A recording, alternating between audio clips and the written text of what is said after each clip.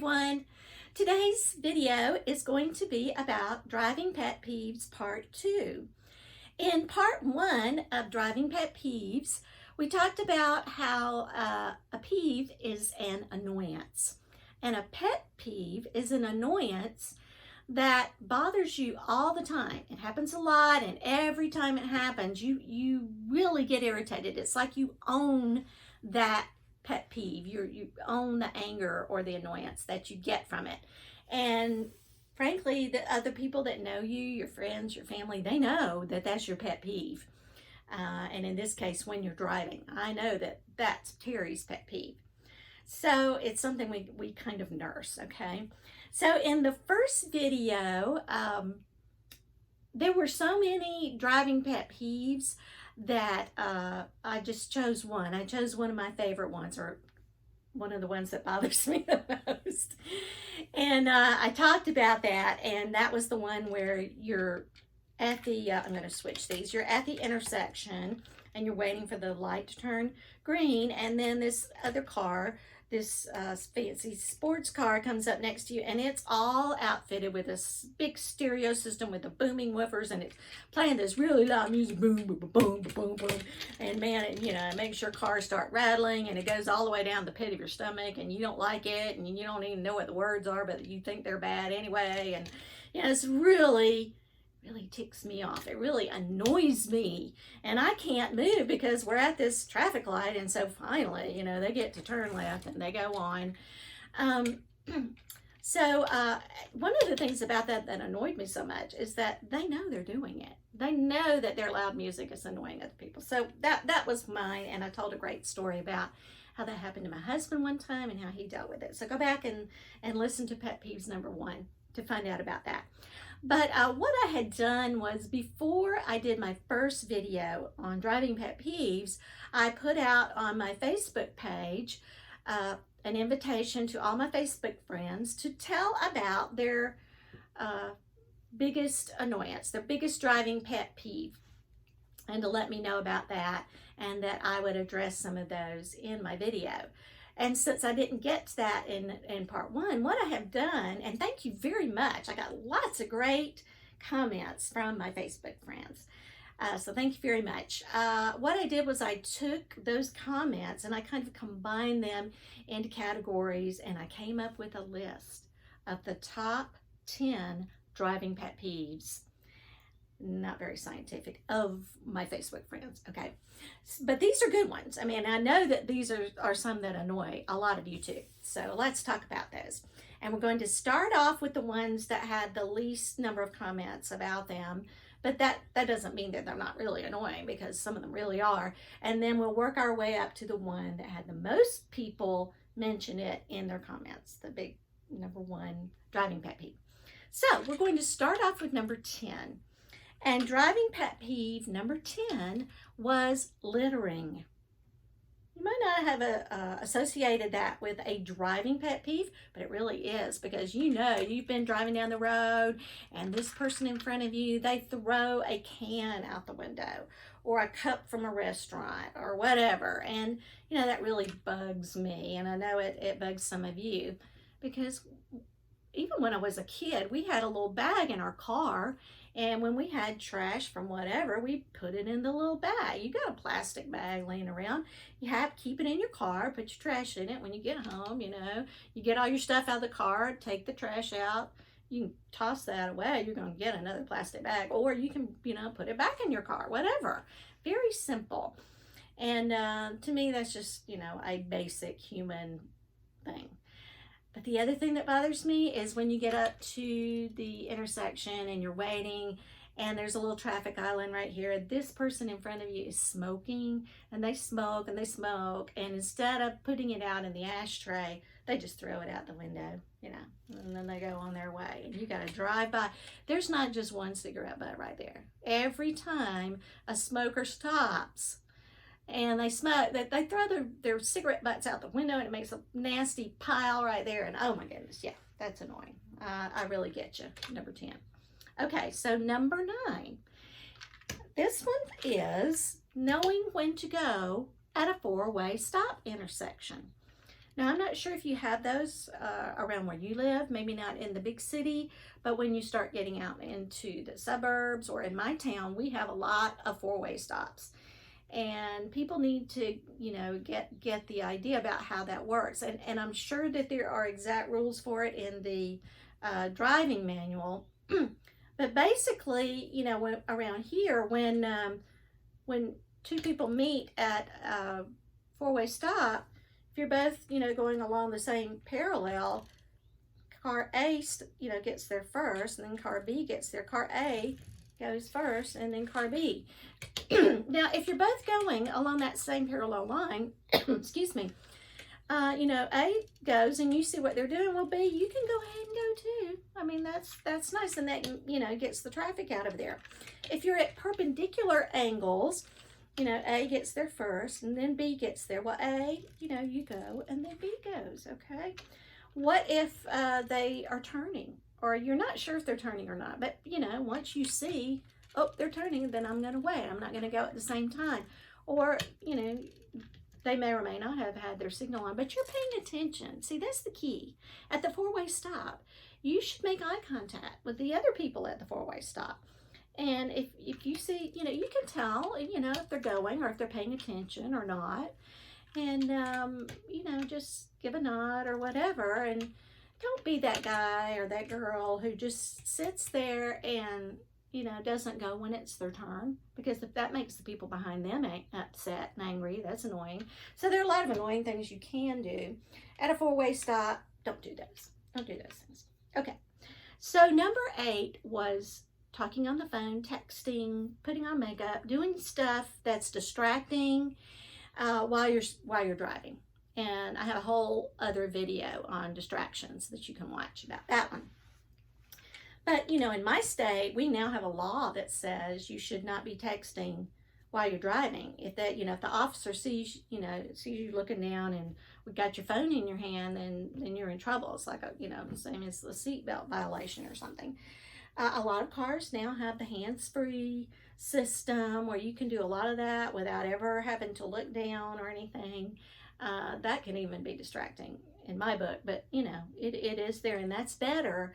And honey, if you can put your makeup on while you're driving, you're really good at it. And you could have taken 30 seconds before you got in the car to put on your makeup, or, you know, woke up 1 minute earlier. Okay, so those things, they're annoying, but they can also be dangerous. You're at the stoplight and you're not going because you're busy looking at your phone. So those are very annoying things and sometimes dangerous. Okay, our next pet peeve, number 7, is braking. There are braking behaviors that people do that are annoying to other drivers. One that was mentioned was the person in front of you just keeps braking for no reason. Why do they keep, you know, stepping on the brake? That's bothering me. I don't know if they're going or stopping or what. You know, that can be very annoying. And the other comment that someone made did not even involve another car necessarily, but this is 2 people in the same car. This was a wife talking about her husband, and I won't name names, so I'm keeping your identity quiet. So let's just say the wife is over here and husband's driving on the highway, zoom, and he's getting really close to the car in front of him, and he waits till the last second to put on his brakes, and wife over here is worried, you know, it disturbs her, and she thinks, oh no, we're going to crash, we're going to hit that other car, you're not braking soon enough, and she's over here stomping with her foot on the carpet. So, and I don't know if hubby's doing that on purpose, maybe that's just his way, but you know, it can cause some friction, and it's annoying really to both people. So, you know, that's something you can do or not do that's annoying to other people. All right, so number 6 was one that got several votes, and that is driving too slowly in the passing lane. Now, I would say this is usually on the interstate, you know, you got all these lanes going, and that left-hand lane is supposed to be for passing. Zoom, I'm going faster than this car, so zoom, I'm going to pass you. Or it's just for the faster drivers. I'm going to, you know, drive a little bit faster. I'm going to, you know, be at the top of the speed zone or maybe even above it. So pokey little car over here, Pokey Patty, she's driving in the fast lane and she's not driving fast. And boy, that irritates all these other people who've got places to go. And, you know, Patty, move on over to the right-hand lane. You know you're not going to be the fastest one. You're not passing anybody. So move on over so that those who have things to do can go ahead and pass you and keep going. All right, so number 5, I call passing faux pas. And passing faux pas can be a lot of different things, but I'm going to talk about 2 of them that were mentioned by my friends. So we have a road, and there's some lanes over here and some over here, and you know, it's kind of a congested area because there are either a lot of homes, or there are a lot of subdivisions or businesses or whatever. And so that you can be nice and get out of people's way, they have a center lane that is for people who are going to turn left. And they pull over into that center lane and they wait until everything's clear, and then they make their turn. Now, you can even do it correctly with people who are you know, facing each other. I'm going to turn left over into this business, and you're going to turn into this one. So we both turn into that central lane, but, you know, we're doing what we should be doing, and we're pausing, and then we're going to go on our way. But here's what you should not do. You should not get into that center lane and drive, because there are other people who may be pausing to do correctly what they should be doing, and you shouldn't just get in there and drive just so that you can be faster than other people. That is a faux pas, a passing faux pas. Now, another passing faux pas happens around here where I live. I live in a hilly area of the state. And it doesn't have to necessarily be hilly, but it has to be curvy, because you're on this curvy road, and it's a 2-lane road. So you just have your 1 lane on your side. And there is, you know, this person, Pokey Patty, once again, is in front of you. And she's trying to, you know, be careful or whatever. And you want to go around her, but there is no place where you can see far enough and safely pass her. So you're behind Pokey Little Patty, you know, and you've been trying to be patient. And then all of a sudden, there's this nice passing lane that the engineers have put in the road so that you can go around people, okay, or a truck that's going slowly or whatever. So you get to the passing lane, and you're ready to go around her, and she speeds up.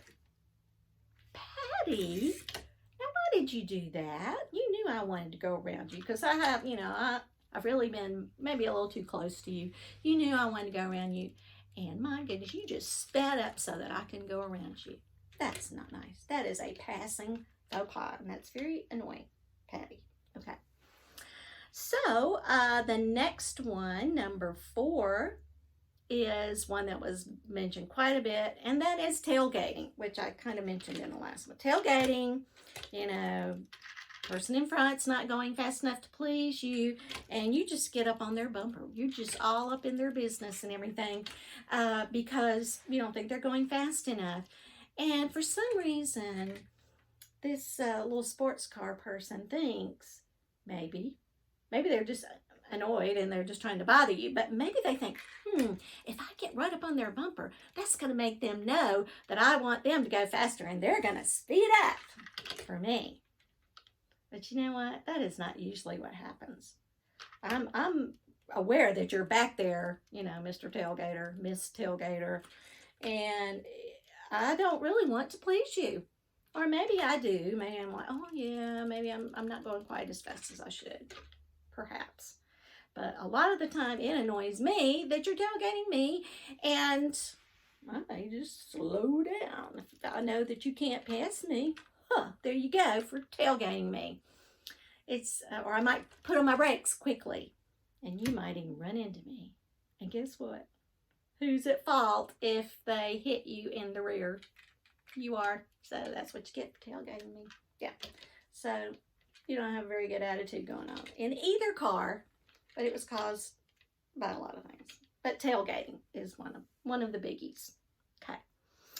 So number 3 was changing lanes incorrectly. Changing lanes in a way that annoys other people. And there were lots of very complicated scenarios that were given to me, and some of them I didn't really even understand. But you're going into a lane unexpectedly, you're cutting off somebody, maybe you're going in, weaving in and out of traffic or whatever, and you're exiting. Oh, I missed my exit. Woo, I'm coming in front of you. So there's lane changing that you can do that is very annoying and even dangerous to other people. Okay. So we're getting to the top of the list. Here we go. Number 2 is a category that has to do with lights. And there were lots of comments that had to do with lights. A few of them were about how to use your hazard lights. And to me, the key word here is hazard. Hazard lights are to be put on when there's a hazard. You got to get over to the side of the road because, you got a flat tire and you don't want people to run into you, and you put on your hazard lights. Or, maybe there's something ahead and, a big rock in the road. You might put those on. Or you got a big load strapped to the top of your car. Or, there has to be a reason why you're trying to let everybody know that, there's some big situation that could be dangerous. Watch out, which is a hazard. So don't just put on your hazard lights because it's raining. Okay, I know it's raining. Everybody's got their lights on because it's raining. So you don't need to have your hazard lights on. I don't know if you just want attention or what, but don't just put your hazard lights on because it's raining. But that was another comment. Do put your lights on if it is raining, because that makes your car more visible. The rain is, making it hard for everyone to see everything. So, put your lights on when it's raining. And also when it's dark.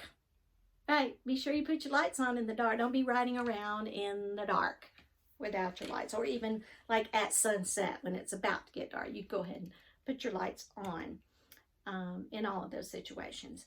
And one other thing about lights had to do with bright lights. If you're on a 2-lane road, let's say you had your brights on and you see another car approaching, dim your lights so you don't blind them and they don't run into you or run off the road. And on the other hand, if you had on your bright lights back here and you get close to another car, dim your lights, because this little guy up here, your lights are going to be blinding them. They're in their rearview mirror or whatever. And if you don't dim your lights, I'm probably going to slow down because I can't see where I'm going anymore. So that's not going to help you. So be polite and courteous and safe in the way that you use your lights. So that has brought us to driving faux pas number 1. What was the thing that more people than anything else is annoying to drivers? And that was the use of turn signals. Yeah. When you're going to turn, put on your signal, turn, and usually it goes off unless you have an older car or you didn't make a complete perpendicular turn. Use your turn signal. Let people know, if I'm going to be turning, and then they know what to do behind you. If you meet them, coming this way and you have on your left hand signal, then I know that, you're planning to turn, and maybe that, I can adjust my speed or whatever. But use your turn signals properly and use them. Don't leave them on. If you leave them on, I keep thinking that you're going to turn and you're not turning. Why is that? Because you've left your turn signal on? I mean, can't you tell that it's on? Can't you hear it? And, and there's a little light on your dashboard that lets you know it's on. That's very annoying to other people, just leaving it on. Or if you're about to turn into your subdivision, you're coming up to your subdivision and you turn on your blinker. So I know you're about to do that. And then, okay, there's the next subdivision they're going to turn. But no, they don't. They keep going. Well, you didn't turn it that one either. Well, when are you going to turn? Turn it on not too far ahead of time, or then that doesn't help the people around you know when you're going to turn, which is the whole reason for turning it on in the first place. So turn signals were more annoying than any other bad habit, or misuse of turn signals. Okay, so now you know some things that bother other people and you know what annoys you. And frankly, I have just, had a really good time whining and complaining, which is something you can do, but just don't let it get the best of you. Don't let it just make you angry and so mad that it makes you, drive in a way that's not safe. Or that, the people in your car have to listen to you whining and complaining and actually getting mad, Don't let it get the best of you. Um, be willing to give people the benefit of the doubt. I don't know why you're driving like that. I don't know why you did that, but maybe you're having a bad day. So you can also get creative and think up funny stories when you're stuck behind a tractor on a 2-lane road. Think, oh, that must be Horace and Doris, and they're going down to the cornfield or whatever. You can do some things. You can get the kids involved in making up stories about Horace and Doris and why they're acting the way they are. Use your sense of humor and your grace to get over that. So how can we drive like a Christian? How can we take these annoying situations and turn it into something that's more positive? Well, when I was thinking about this topic, God always helps me with this if I ask him. And he gave me a scripture that just popped in my head like it often does. And this was the one where it makes you're thinking about how this other person is annoying you, but you know what? You might be annoying someone else. Or maybe the way you're responding to it is annoying someone else. And you might say to yourself, I can't think of any driving behaviors that I do that would annoy anyone. And that is the point. You always,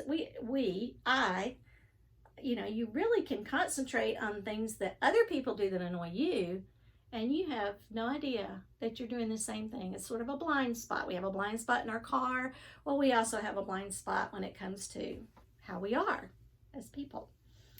So I thought about a scripture, and this was something that Jesus said to his disciples in Matthew 7. I want to read it to you. It says, "Do not judge, or you too will be judged. For in the same way you judge others, you will be judged. And with the measure you use, it will be measured to you. Why do you look at the speck of sawdust in your brother's eye and pay no attention to the plank that is in your own eye? How can you say to your brother, 'Let me take that speck of sawdust out of your eye,' when all the time there's a plank in your own eye?